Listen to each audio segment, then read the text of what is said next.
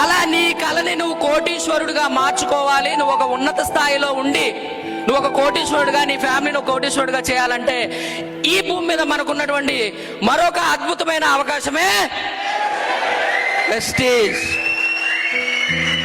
Vestige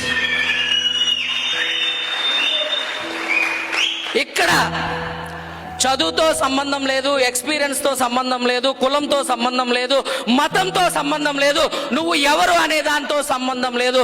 నీకు కేవలం 18 సంవత్సరాలు నిండి నీ దగ్గర ఒక ఆధార్ కార్డు ఉంటే చాలు. నువ్వు ఈ బిజినెస్లోకి వస్తే నీ తర్వాత నీ జనరేషన్ని నువ్వు మార్చేయచ్చు. నీ వంశం యొక్క తలరాతని మార్చవచ్చు.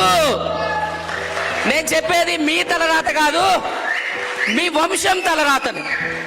మీరు తీసుకునే ఈ నిర్ణయం, మీరు చేసే ఈ బిజినెస్ ఇవాళ మీరు మీ ఫ్యామిలీ హ్యాపీగా ఉండడం కాదు, మీరు ఉన్నా లేకపోయినా మీ తర్వాత తరాలు కూడా.